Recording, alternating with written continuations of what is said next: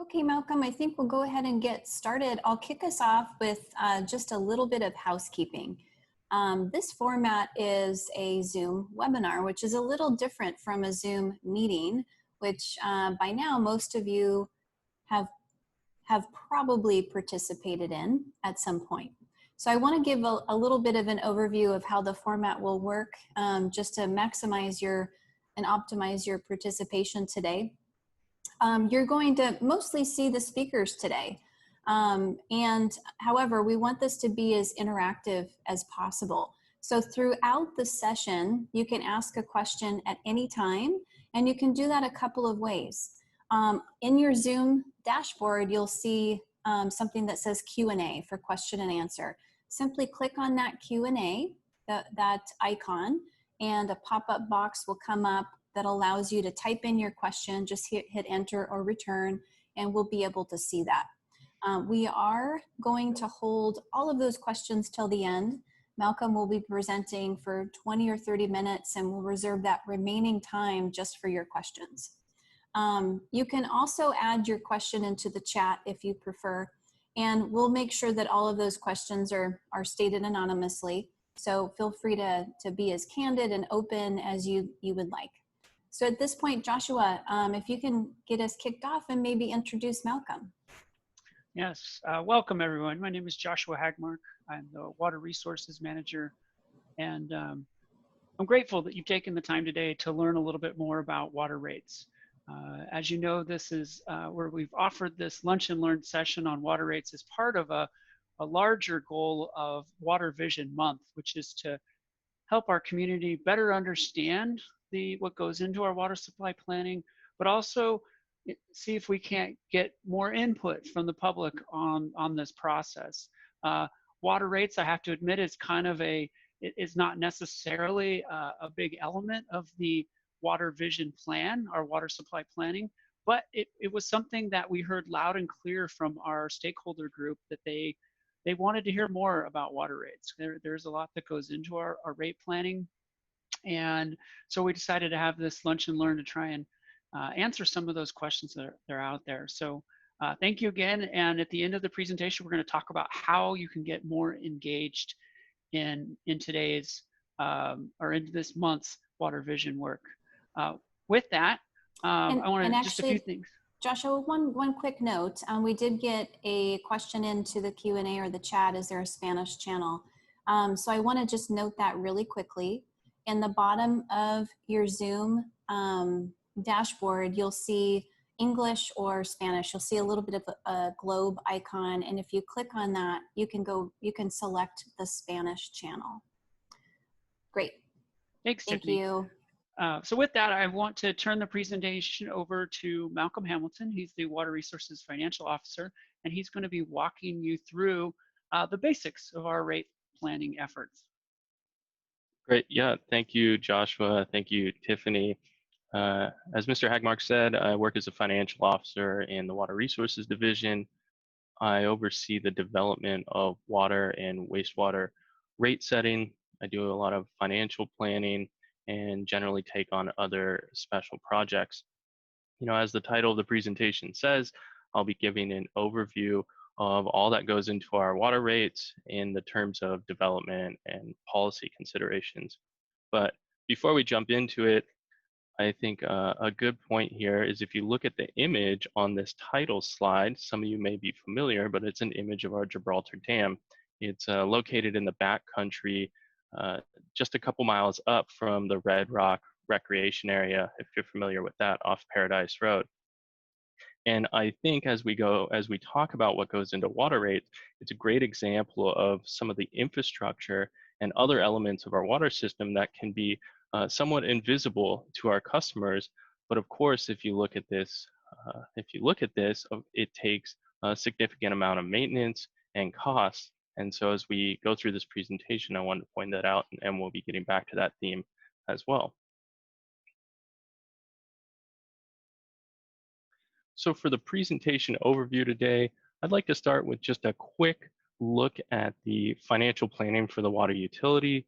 So as we talk about revenues and costs and some of our recent cost trends, that will set us up to better understand what we're looking at when we go into the rate setting process. So we'll look at some of the overall objectives, goals, and themes of rate setting. We'll get into the actual process of rate studies for a few slides, and we have one currently underway, and I'll talk about how members of the public can engage on this rate study. Then we'll turn to our actual current rate structure and talk about some of the policy considerations that went into developing it, what kind of incentives there are for water use in our pricing structure, and some of the other elements. And then lastly, I'll finish off by showing a comparison of some of our neighboring agencies, so Montecito, Goleta, and Carpinteria water districts, and how the city's water bills compare to those agencies.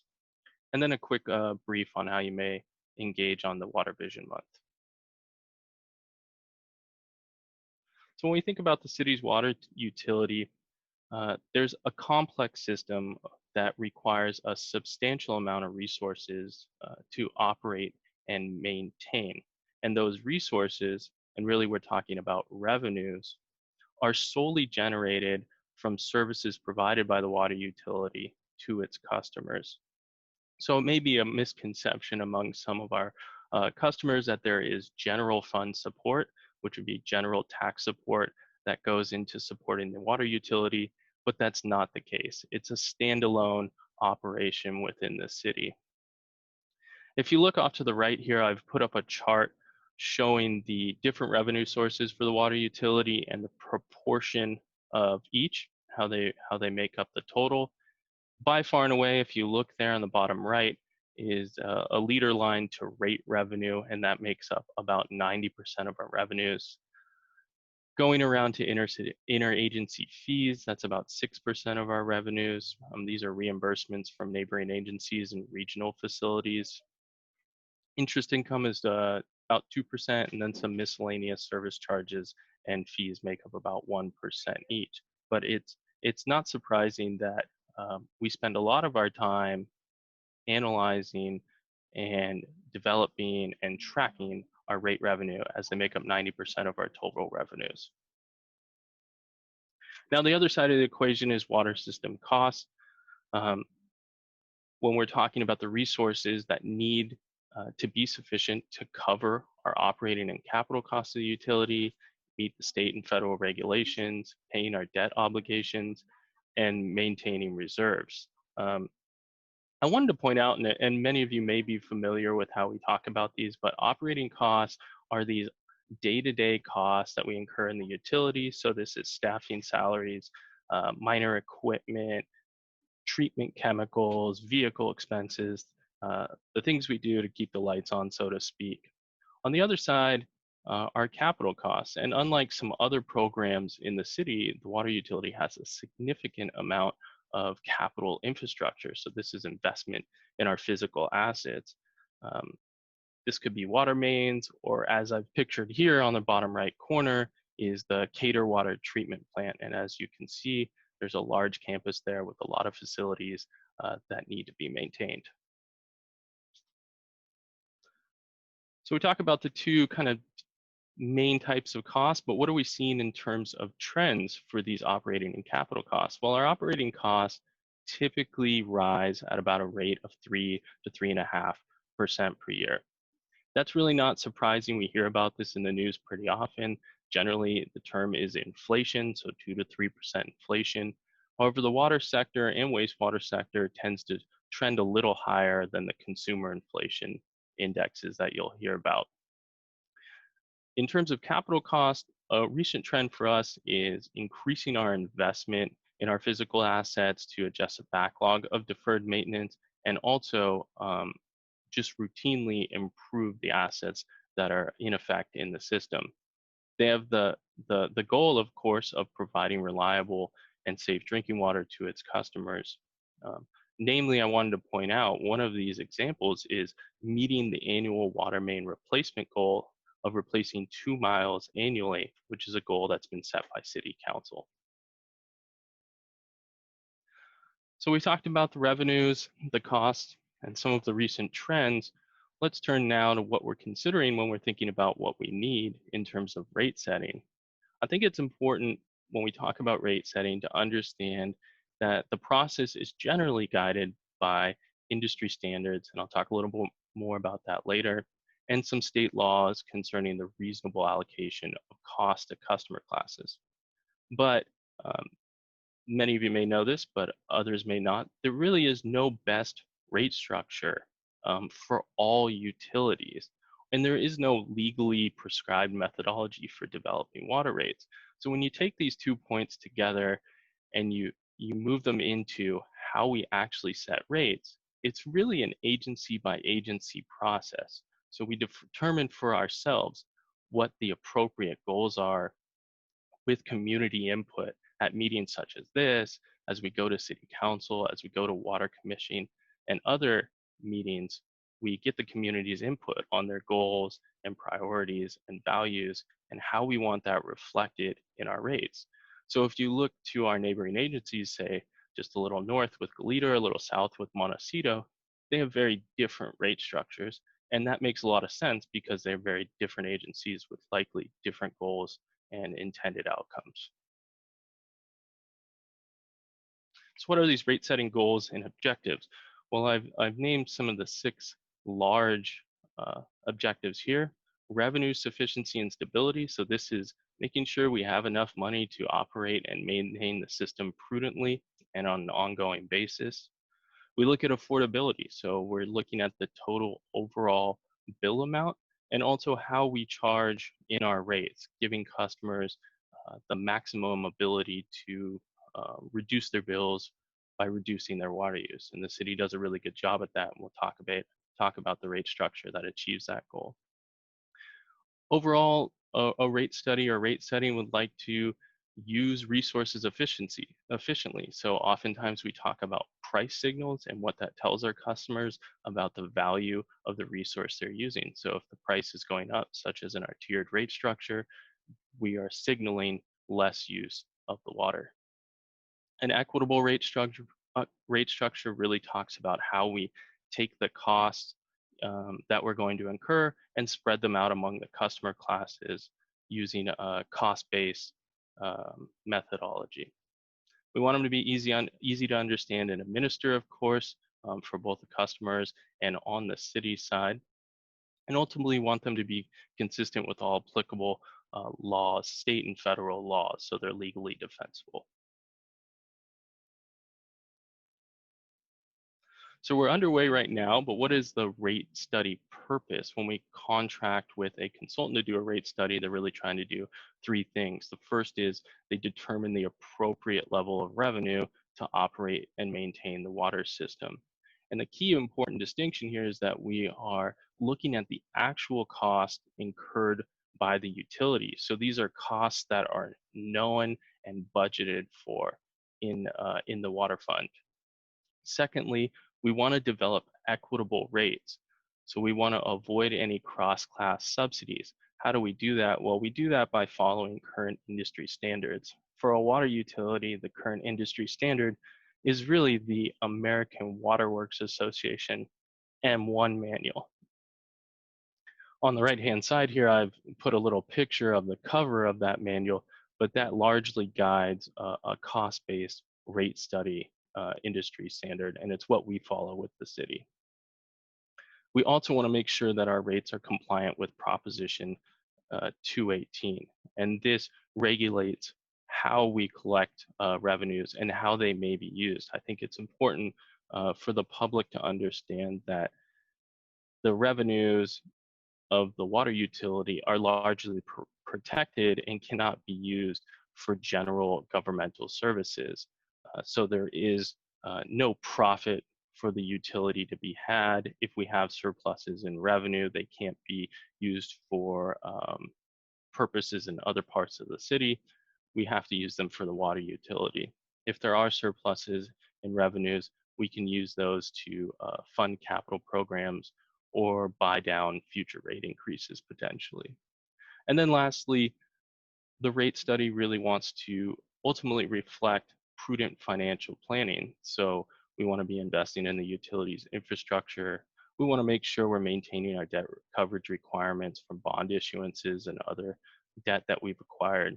And we want to meet our target reserve balances. So our reserves are funds that are available in case of a disaster or an emergency or for capital projects.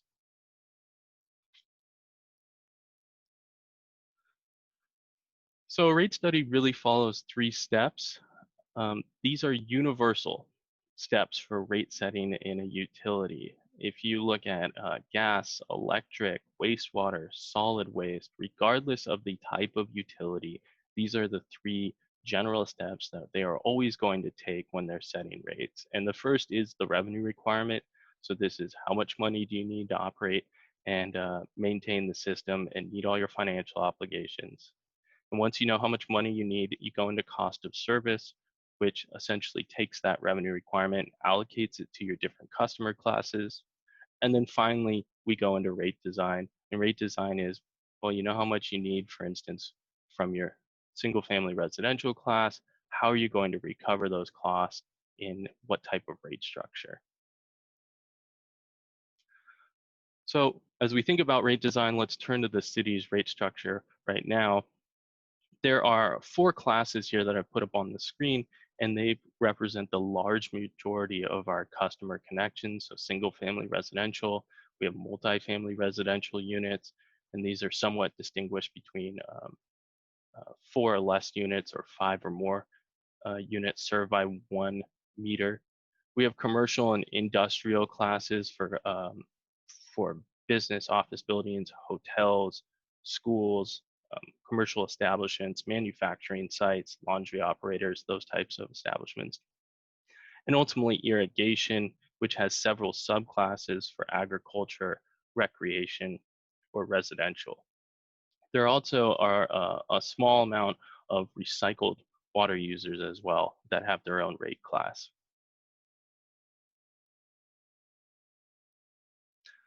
So when we go into developing the rate for the city, of course, on our mind is what are our water supplies going to be and what are our water demands going to be? So how much conservation is there going to be in the city?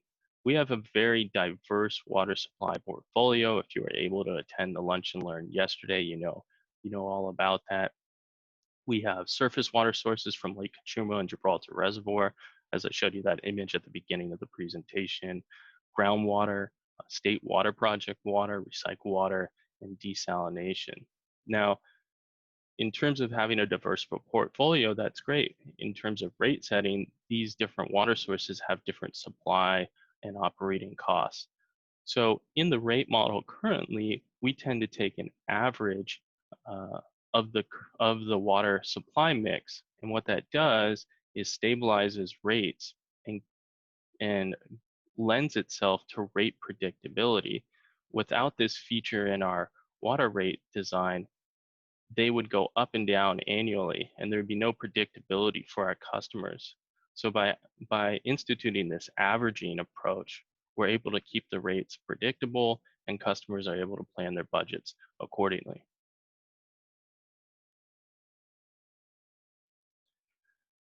So as we go more into the monthly charges for our customers, we're looking at our fixed charges and our variable charges. But first, what is the structure versus the level? So we talk about structure, that's how a customer is charged, what's the breakdown of fixed and variable charges, and the level is how much total revenue is collected overall.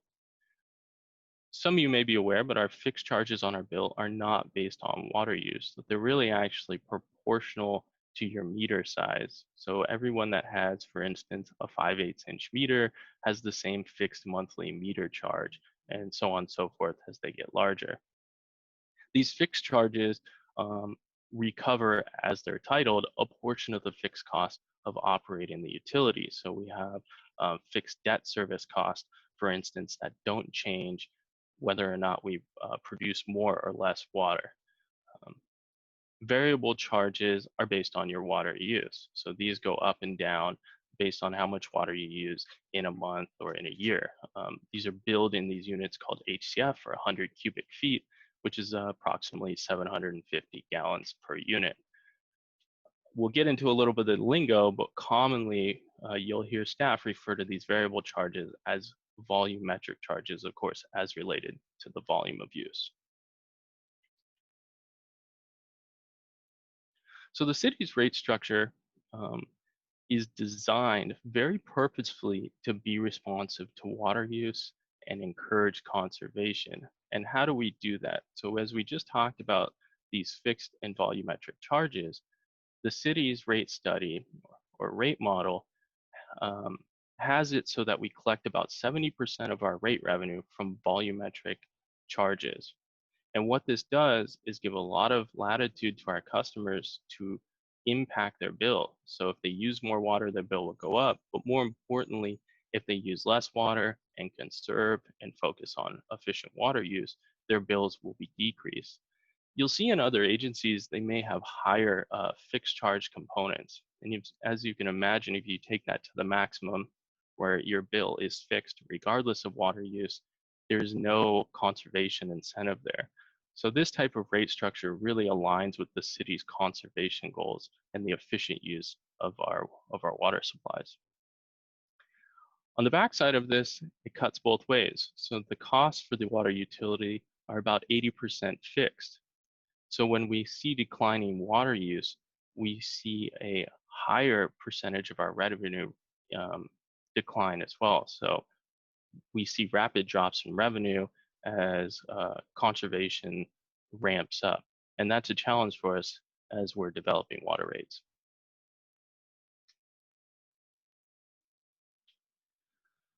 So as we look individually at our customer classes on the volumetric rates, I'd like to go through these individually. Single family residential has a tiered rate and multifamily residential has a tiered rate. So as you use more water, you step up into higher price tiers over as you move up in these tier levels.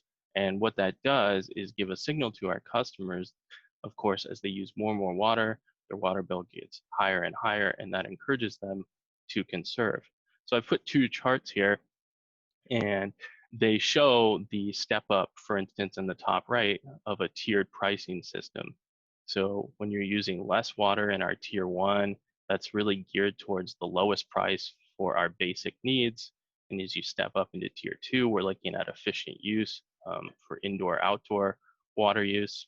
And then finally, tier 3 is really discretionary. It's high water use and it has the highest price. Now looking at our commercial and irrigation classes, they are a monthly water budget. So commercial has a monthly water budget, which is based on the non-peak water use. So it's the January through June water use from that commercial establishment, and that implements a budget. And that budget is our first tier. That's efficient use. And when you're within your budget, you are paying the lower rate. And of course, if you go outside of your budget, if you look at this chart on your right, it steps up to a higher rate. So again, this type of monthly water budget for our irrigation and commercial accounts encourages the efficient use of the water resource and encourages conservation in that manner.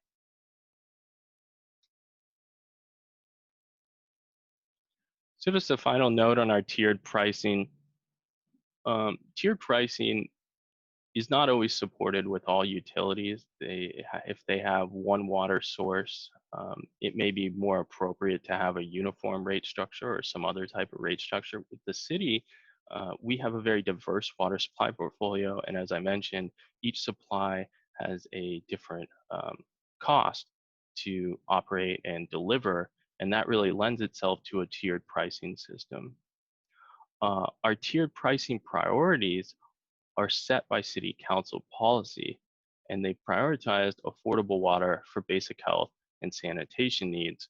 So in all of these classes, the first tier of water is allocated the least expensive water sources. So when you're using very little water or you're conserving, you're paying lower rates.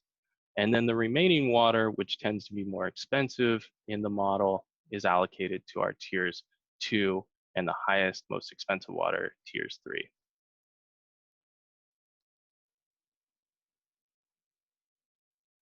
So I'd like to show a few charts here on how the city of Santa Barbara compares to its neighboring water agencies.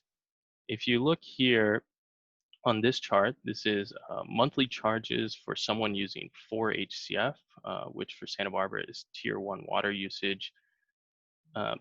Because of council's priority allocation and policy to have the lowest rates for low water users or for basic health and sanitation needs, Santa Barbara tends to have the lowest rates among its neighboring agencies. I should note Goleta Water District in this chart looks a little bit lower right now. They've recently repealed a drought surcharge, but with that, they also had to reduce their capital funding, and we anticipate once they reinstitute their new rates that they will be higher than the city. So we tend to have the lowest rates for low water users. As we move to a moderate water user, so this is someone who's using about 10 HCF per month, Santa Barbara tends to be right in the pack with our neighboring agencies. Goleta's a little bit lower, but Montecito and Carpinteria are very similar in terms of water bills. So this is someone who's moving into their tier 2. This is slightly more expensive water for some indoor and efficient outdoor water use.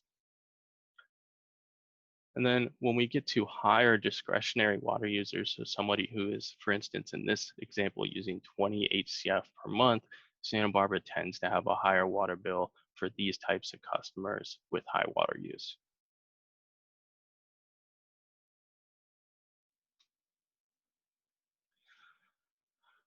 And finally, my last slide here on the rates portion, and then I'll turn it over to Ms. Corey to talk about the Water Vision Month, is what you can do right now to get engaged in our current rate study. So at the beginning of this year, we had started with our rate consultant looking at all of our different operational and capital costs and preparing the revenue requirement for the water utility.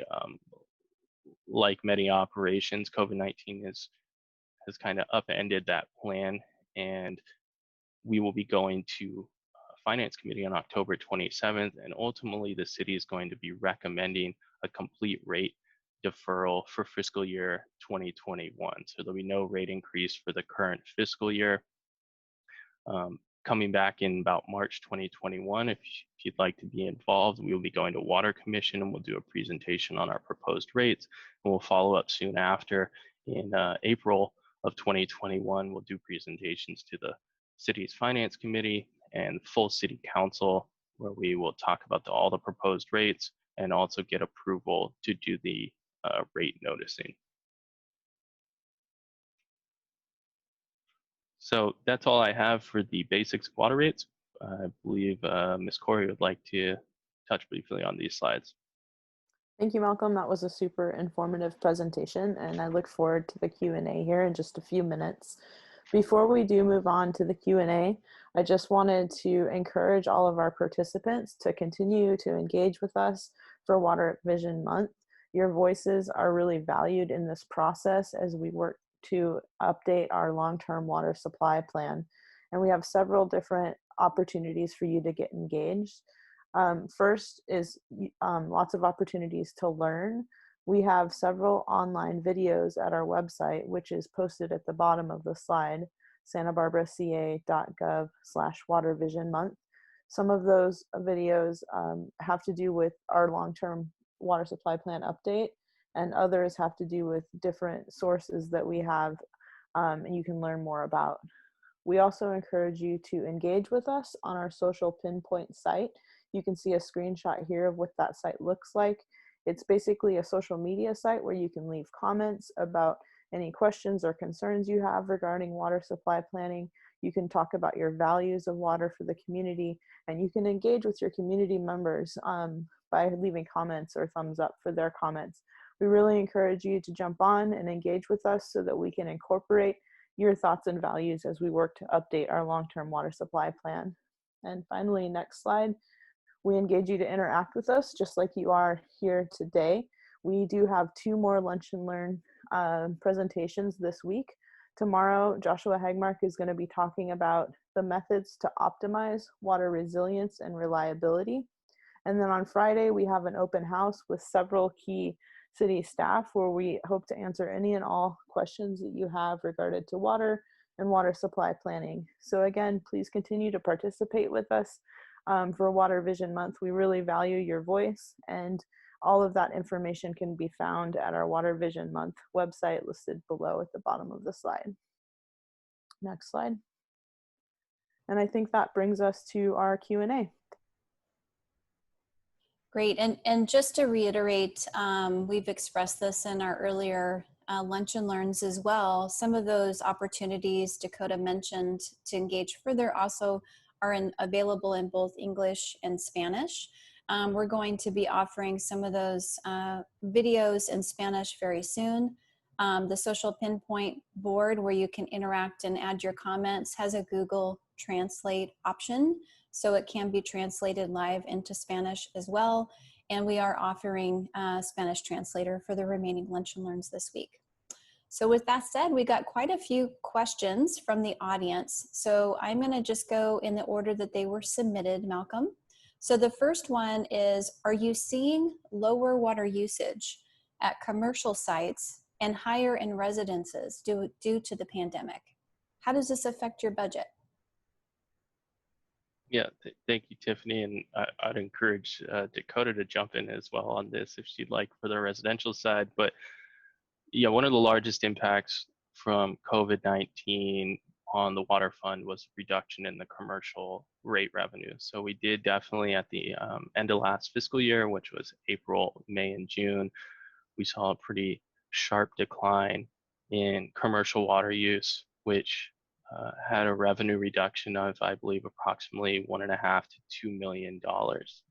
Thankfully, the water fund has built up some reserves, so we were able to buffer those revenue reductions to some degree. We also were able to cut some costs and really curtail all non-essential activity to really offset those revenue impacts.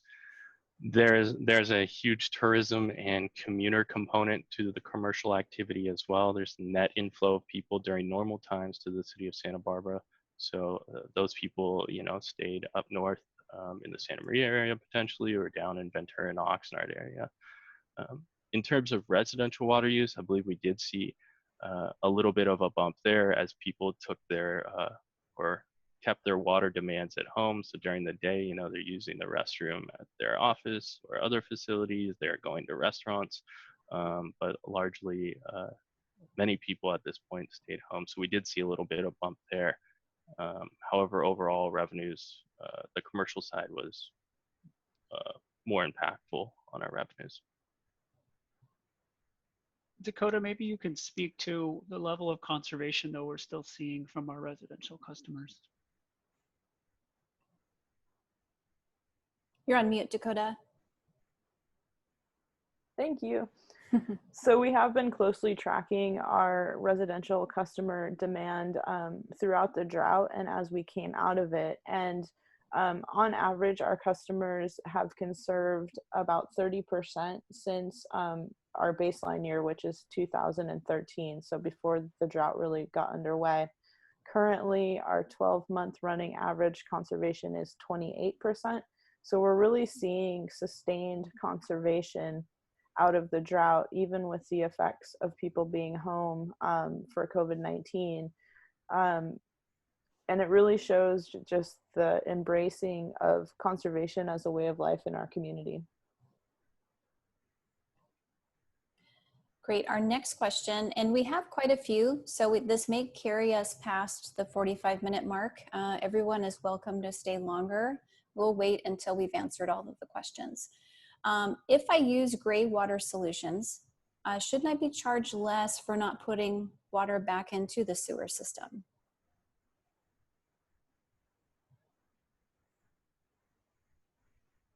Yeah, there is a component of the wastewater fees. And although we're talking about water rates today, I'm happy to go into the wastewater rates, where there is a billing cap implemented for our residential wastewater customers.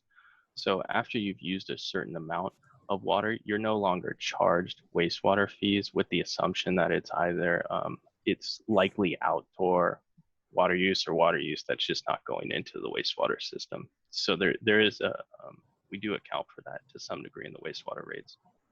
Great. The next question, why are water and trash, recycling, green waste on the same bill? Great. I'll take a stab at this. I think part of it is just a technicality that they all use the same billing system, so they all end up on the same utility bill. We try to message more recently about the total utility bill. I think that's a communication aspect that we're really trying to hit on, is the different components of your bill. It's water, wastewater, and solid waste or trash and recycling. If anybody else would like to jump in. Yeah, I think that's, we've certainly changed our messaging now. When we typically talk about water rates at the end of our presentations, we're talking about the utility bill, because wastewater rates have a whole nother process that they go. Water rates and trash, they all go through similar processes, but they ultimately come together on one utility bill. And I think that is tough for customers trying to understand that. And we want to let you know we're here if you need help understanding your bill or wanting to understand how you can reduce your bill. We work closely with our solid waste coworkers, and there are a lot of ways that we could help customers use less, reduce their bill to align maybe with what their available budget is. So yeah, I think it's really more of a, there's a lot of synergy to getting one bill out. There's a lot of cost associated with billing and putting that stuff out. So as Mr. Hamilton said, they're all kind of consolidated onto one bill. Thanks, Joshua. The next question is kind of a three-parter. So at what stage is this rate study in? Who is the consultant? And when is public input going? When is the timing for providing public input? Is it only during the Prop 218 process, or is it prior to that timing? Yeah, the rate study right now is at the tail end of the revenue requirement portion. So we are wrapping up the kind of analysis of what we need in terms of revenues and how that will translate to rates. So it's a great time to get involved. Our consultant is HDR Engineering. They're a firm based out of Washington, but they do a lot of work in California, and we've also used them for our wastewater rate study. And really the time for public input is, I would say, all the time. We've done a lot of work this year with Water Commission. I would encourage everyone to look at the Water Commission agendas. The meetings take place the third Thursday of every month. And we typically go to Water Commission before we go to City Council. And so, for instance, we were at Water Commission this year in February, April, May, and I believe in October, all talking about water rates and what we were seeing in terms of COVID-19 impacts and what to expect when we come back with proposed rates. So Malcolm, just a correction, we were at Water Commission in September and talking about water rates.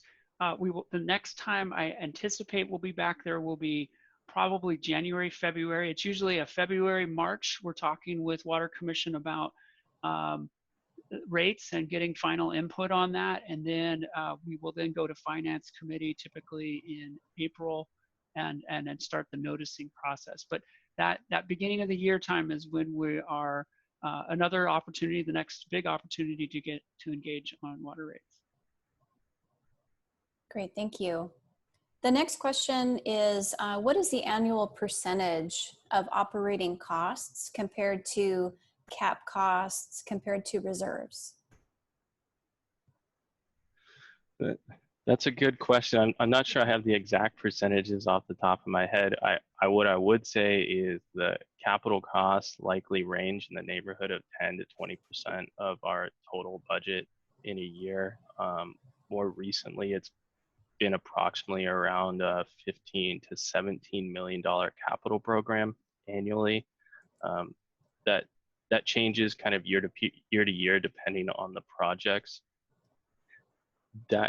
How does that compare to our reserve? Council has a policy set for all the funds in the city, including the enterprise funds like the water utility. And so we have 25% of our operating budget in reserve. And we have a capital project reserve that is roughly equivalent to about $13 million. So about nearly 1 year's capital funding amount. Great. The next question, how are the water rates? How are the water rates in conflict or in harmony with the food action plan? And the questioner provided a link to that food action plan. I'm assuming one of you might be familiar with that plan. I apologize. I'm not familiar with the food action plan. If they want to give us some points for there, I'm happy to discuss that. But I really am not familiar with it. Okay, Dakota or Joshua, are you familiar with that plan? I am not, and I think we can. They've provided here a link to that plan, so we can take a look at that. And if they'd like to follow up with you, Tiffany, we can certainly get them a response to that. Absolutely, yeah. We have your name in the Q&A, so we can follow up with you directly. And our apologies, we can't. We're not ready to share that live. All right, the next question: how will you adjust the assumptions that you've described, Malcolm? How will you adjust these assumptions, conservation versus local, hyper-local backyard farming, as we need to move towards more self-sustainability? Can you give me the last part once more? Yeah, how will you adjust these assumptions, meaning conservation versus hyper-local backyard farming, as we need to move towards more self-sustainability?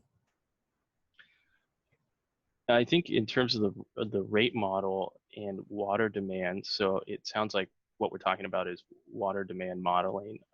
We largely take the water demands that Dakota is working on with WSC and Madaus for conservation planning and feed those into the rate model.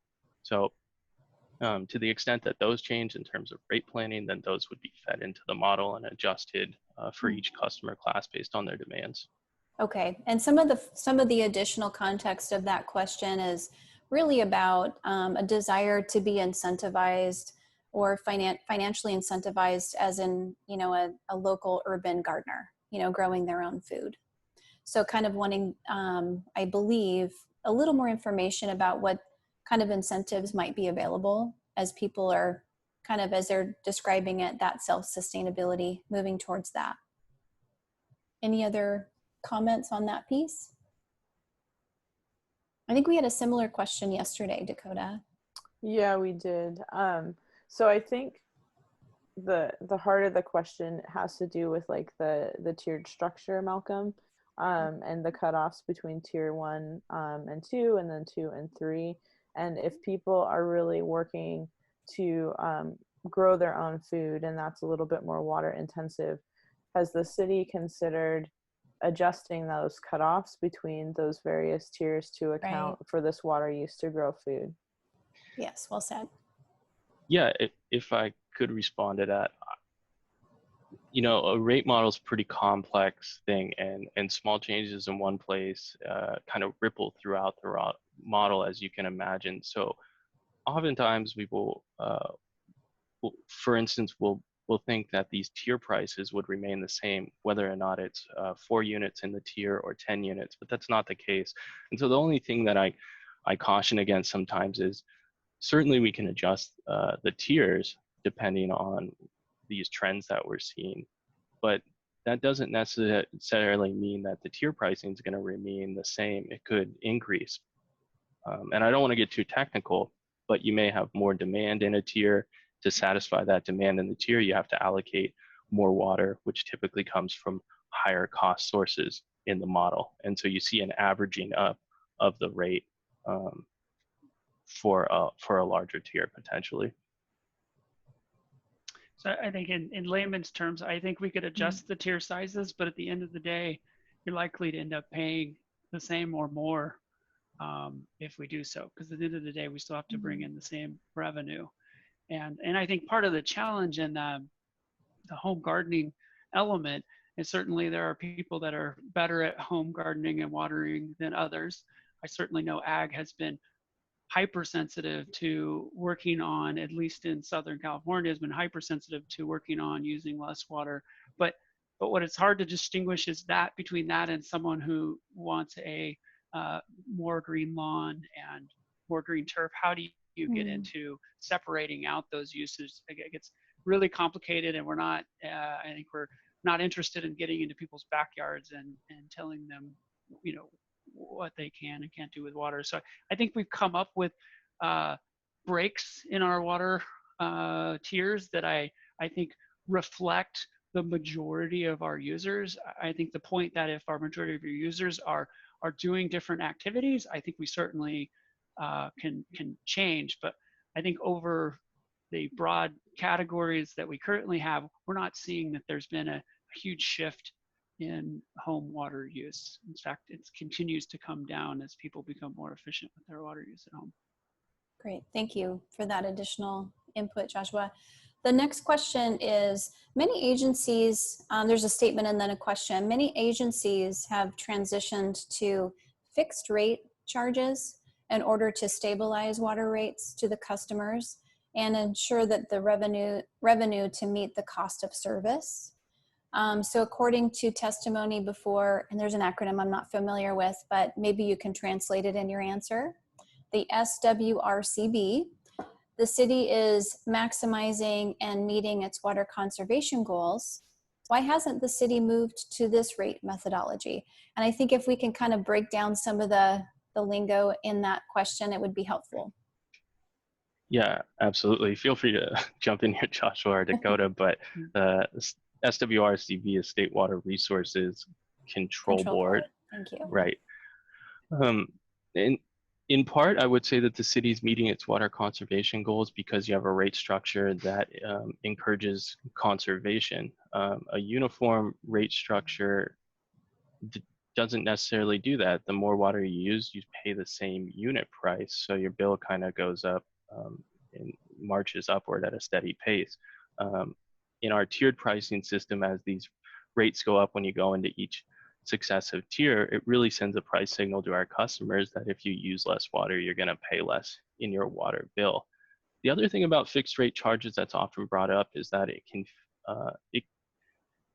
can appear to be punitive to those that are vulnerable or low income populations. So it doesn't afford them the opportunity to lower their bill by lowering their water usage. And as you transition from less of a variable charge to more of a fixed rate charge, your fixed rate charge, of course, goes up monthly. And so they'll be paying that regardless of whether or not they're exhibiting high levels of conservation or exhibiting no conservation. You know, I'd like to add to that. I mean, I really appreciate this question because I tell you, as managing a utility, this is a really challenging one. As Malcolm may have said previously in his presentation, 80 to 90% of our costs are fixed. You know, these are salaries, these are vehicles, these are facilities that we have to maintain. Yet we have a rate structure that's almost the opposite of that. And we're collecting 30% of our revenue in a fixed and 70% of it variable.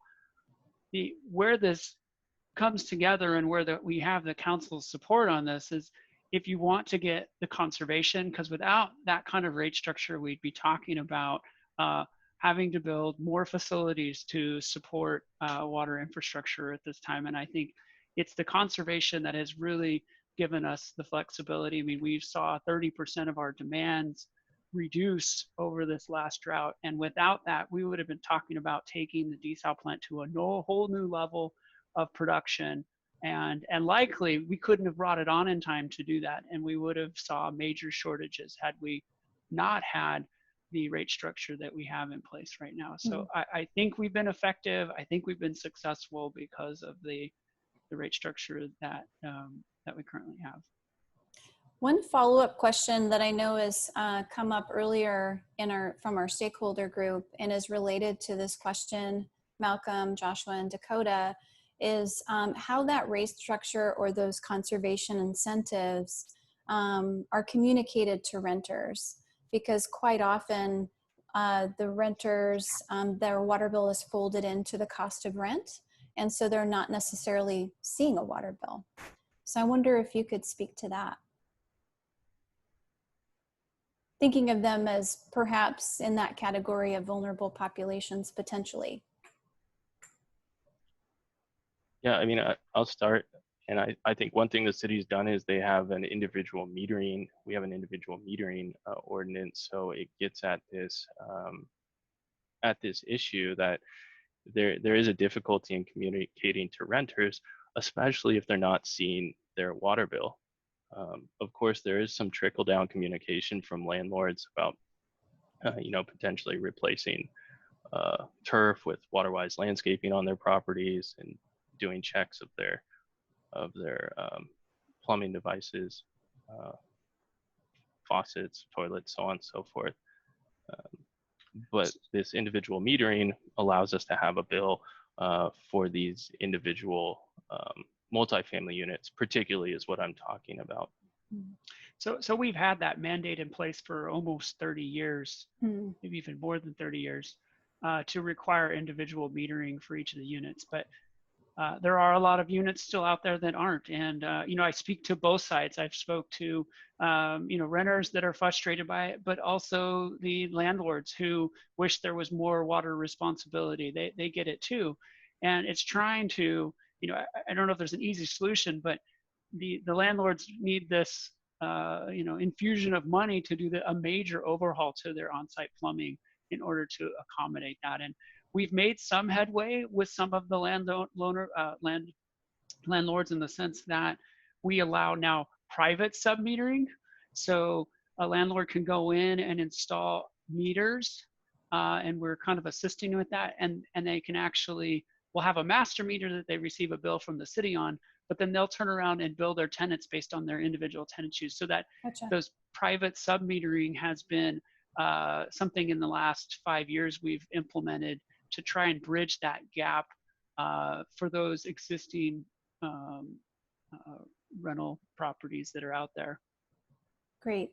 And I on that one too, real quick, Tiffany, and I just Yeah. want to encourage people. One resource or tool that we do have for all of our customers is our water conservation hotline. And I can provide that phone number. It's 805-564-5460. And by calling that number, we have a team of dedicated specialists that can help any customer explore their water use and potentially identify ways to reduce their water usage. And when we're talking about a multifamily customer that maybe doesn't receive a bill, ultimately their landlord is still responsible for the water use on the property. But those staff can really be helpful in helping the tenants understand their water use and communicate with their landlords to try to reduce water use on site. They're a really great resource. So I just want to let everybody know that they're available and happy to help. Dakota, can you read that phone number off again, and I'll add this to the chat. It's 805-564-5460. Great. I've just put that into the chat if anybody wanted to copy and paste that. We can also add that to the last slide here when we publish that to the website. So we do have one last question from the audience. What is the annual addition to reserves? Yeah, so there's not always an annual addition to reserves. So typically in any given year, you could be adding a little bit or using a little bit of your reserves. Once we've met the council policy reserves for our operating and capital budgets, then we just simply maintain that level. If we have a surplus of revenues in any given year, we may contribute to those reserves temporarily, but then likely what we're doing is planning to use them in the next subsequent fiscal years to either buy down water rate increases or fund capital projects.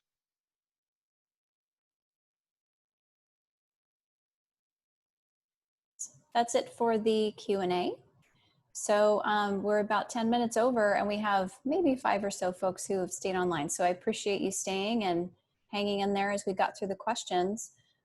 Malcolm or Joshua, do you want to close this out? All right. Yeah, I will. Thank you again, everyone, for participating today. We really appreciate it. It's all part of that engage and learn sessions that we're trying to do all this month to try and get more people knowledgeable about our water system, our water supplies, and of course our water rates today. So if you have time, as mentioned before, we'd love to hear from you on our social pinpoint. If you go to our Water Vision month, it's santabarbaraca.gov/watervisionmonth. You can participate again with some of the Q&A that's out there, probing questions and seeing what other questions and issues people are bringing up. Stay involved. And then we also have Water Commission on the third Thursdays of every month. Great. Thank you, everyone.